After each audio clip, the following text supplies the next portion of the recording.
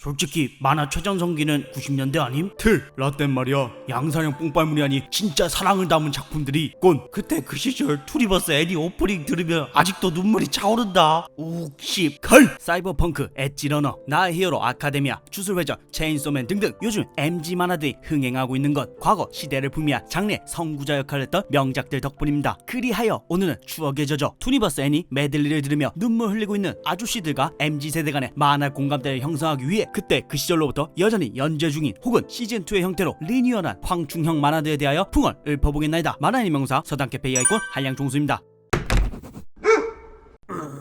선생에게 학생은 40명이지만 학생에게 선생은 단 한 명이니까 상남 2인조의 주인공 기포 콤비 중 악기 오니지카 에이키치가 메차쿠차 일본 명문 사립중학교의 담임 선생이 되어 이짐에 민폐 학부모 비리 선생 등등 학교 내 문제들을 해결해 나가는 과정을 그린 90년대 말 최고 히트작 후지사 토르의 반항하지마 GTO. 문제아들이 가득한 3학년 4반 담임 선생이 된 연기 오니지카가 죽을 고비를 넘겨가며 금쪽이 돼 모든 문제를 해결해주는 깔끔한 해피엔딩으로 이야기를 2002년도에 끝이 납니다. 그 후에는 외전격으로 2009년부터 11년까지 오니지카가 큰 사고를 치고 고향인 쇼나로 도피하게 되면서 사연 있는 학생들을 위한 자립시설 화이트스안에서 겪은 14일간의 과정을 그린 GTO 쇼나 14데이즈를 연재합니다. 그리고 2014년도부터 정식으로 GTO의 후속작인 GTO 파라다이스 로스트를 연재하게 되죠. 파라다이스 로스트는 원작에서 3년 후 시점으로 오니지카가 깜빡에서 학생 납치 감금의 이유로 수감되어서 과거 썰 푸는 것으로 이야기가 시작됩니다. 로스트에서 오니지카는 드디어 중학교를 벗어나 그토록 염원하던 고등부로 발령받아 연예인 특수반 G반의 부담임이 되어서 더욱 과격해진 아이들과 일본 연예계의 암울한 부분을 리얼하게 묘사하여 팬들에게 큰 호평을 받고 있었으나 로스트는 무슨 이유에서인지 갑작스레 연재처인 코단샤에서 쫓겨나 2023년 3월을 기점으로 현재까지 연재가 중단된 상태입니다. 그렇지만 작가의 완결 의지가 확고한 만큼 아마 새로운 연재처를 잡아서 고딩 교사가 된 오니지카의 이야기를 완결짓지 않을까 싶네요. 자신의 의지와는 상관없이 어디서든 미친 피해를 불러일으키는 탓에 휴머노이드 타이푼 현상금 600억 더블 달러의 사나이가 되어버린 불살의 남자 바슈도 스탬피드의 여정을 그린 나이토 야스히로의 SF 걸작 트라이건 시리즈. 원작 코믹스의 경우 말도 안 되는 반전과 범우주적인 스케일로 대중성과 작품성 두 마리 토끼를 잡으며 성운상까지 수상했지만 원작을 과도하게 난도질한 TV 애니메이션의 경우 원작의 발끝에도 못 미치는 자기적인 전개와 바슈와 나이브스 간의 초라한 액션씬을 마지막으로 애니가 끝나면서 이건 트라이건 아니야 라며 팬들은 아쉬움을 크게 토로했었습니다. 그리하여 원작자 야스히로는 이러한 오명을 싣고자 2024년 새로운 오리지널 스토리를 가지고 요즘 스타일로 아예 새롭게 리부트한 트라이건 스탬피드를 세상에 선보이게 됩니다. 원작과의 차이점을 짧게 설명드리자면 우선 미친 퀄리티를 뽐내는 작화는 전부 3D CG로 만들어졌습니다. 둘째, 바슈의 트레이드마크의 빗자루 머리가 내려갔으며 또한 항상 숨겨놨던 의수가 공개된 형태로 바뀌는 등 캐릭터들의 디자인이 대대적으로 변경되었습니다. 셋째, 바슈가 자신의 정체인 인간 플랜트라던가 나이브스와 형제 싸움 중이라던가 하는 중요 떡밥을 스스로 공개한 등 작품 전개 속도가 굉장히 빠릅니다. 마지막으로 세부 설정 및 멤버 포지션의 변경이 발생하면서 귀염둥이 밀리가 구조 조정된 듯 보였으나 새로운 포지션으로 시즌2에 드디어 등장한다고 하니 크게 걱정하지 않으셔도 됩니다. 뛰어난 작화와 속전속결의 전개 등으로 호평을 받은 만큼 트라이건 스탬피드는 종영 후 곧장 완결편 제작이 결정되었기에 빠른 시일 내에 바슈와 나이브스의 진짜 대결을 보실 수 있을 겁니다. 나 원피스 팬인데 원나블 작품성 원탑은 솔직히 나루토 아님? 해외 기준으로는 나루토와 원피스 찌바르지 않음? 오다 센세가 갔다와 줬다를 오갈 때마다 재평가되고 있는 키시모토 마사시의 걸작 나루토. 99년도에 연재를 시작한 나루토는 씨발 너무 눈깔대죠 아니냐? 하는 비판을 받기도 했지만 나루토와 사스케의 화해, 빌런들의 방갈주, 호카게가 된 나루토 등 소년만의 왕도를 따르는 깔끔한 엔딩을 보여줬기에 팬들의 박수갈채 할게 2015년도에 완결을 맞이했죠. 그렇게 시간이 흘러 나루토 후카 아카츠키 버전으로 재연재했으면 좋겠다 하면서 나루토에 대한 그리움에 사무친 팬들이 히토미를 들락거릴 때쯤 작화 담당 나루토 어시 출신의 이케모토 미키오, 스토리 담당 코다치 우키오, 스토리 검수 및 피드백을 원작자 키시모토 마사시가 담당한 나루토의 정식 후속작 보루토가 2016년 연재되기 시작합니다. 팬들은 돌아온 만신의 복귀에 호카게이자 아빠가 된 나루토의 훈훈한 일상, 참회한 오로치마와 사스케가 전해주는 소소한 감동, 정관 예우로 나루사수는 세계관 최강자로 고정해두고 2세들의 아기자기한 전투와 나루토 세대와의 귀여운 갈등을 다루는 액션 힐링 닌자 가족물을 기대하였으나 모두의 기대를 개패 박살내버린 개병신같은 충격적인 전개로 올드 팬들의 추억에 스사노를 박아버렸죠. 몇 가지만 요약해드리자면 나루토 시절 조직을 위해 개처럼 일했던 구미 쿠라마의 사망, 미친 파워 인플레로 중급 닌자 수준으로 전락한 나루토 앤 사스케, 봉인당한 나루토의 대신에 뜬금포 8대 호카게가 된 시카마루, 분노만 차오르게 하는 바람덩어리 주인공 보루토 앤 사라다, 더하여 근본 없는 빌런들의 벨붕 때문에 이어지는 되도 않는 위기까지. 이런 이유들로 인해 보루토는 현재 나루토를 음해하는 안티가 그리고 있는 팬픽으로 치고 나루토 시즌2는 아무튼 나오지 않은 걸로 하자라는 게 팬들의 공통된 의견입니다.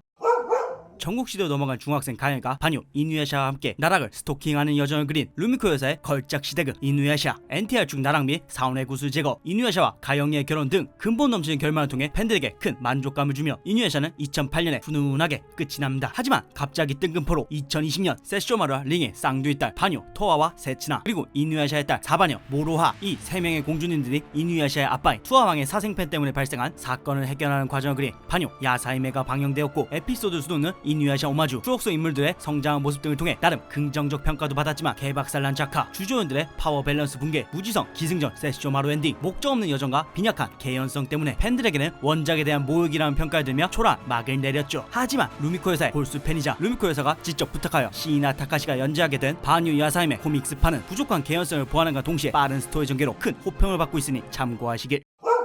할아버지의 이름을 걸고 라고 외치며 지 뇌피셜로 사람을 궁지로 몰아넣어 범행을 자백하게 만드는 고등학생 명탐정의 이야기를 담은 미스터리 추리물의 전설 소년 탐정 김전일, 투니버스 늦은 시간 방영된 백발귀시, 빨간 수염의 산타클로스 등 레전드 에피소드들로 당시 꼬꼬마들의 바지를 적시며 진짜 공포가 무엇인지를 각인시켜줬던 명작으로, 사실은 92년도부터 2001년까지 시즌 1 연재, 그 이후에도 시즌 2와 리턴즈를 연재하며 휴식기가 있었지만 꾸준히 연재하고 있는 작품입니다. 물론 시즌 2에 와서는 시즌 1의 장점인 참신한 범죄 트리, 고개가 절로 끄덕여지는 살해 동기, 분위기 하나만으로 오줌 지리게 만드는 설정 등은 완전히 사라지고 막장 전개와 억지 트릭으로 팬들에게 퇴물 소리를 들어야만 했습니다. 그러던 중 2018년도에 이르러 고딩 김저연이 아닌 37세 직장인 김저연이 사건을 다루는 김저연 37세의 사건부를 연재하기 시작하죠. 원작과의 차이점을 설명드리자면, 우선 어째선지 더 이상 사건의 수수께끼를 풀고 싶어하지 않게 된 김전일, 결혼도 사귀는 사이도 아닌 어정쩡하게 남은 미유키와의 관계, 미유키 포지션에 회사 신입사원 하야마 마린이 투입되었다는 것, 청년지에 연재된 만큼 성적 묘사 및 살인 동기나 방법이 굉장히 현실적이면서도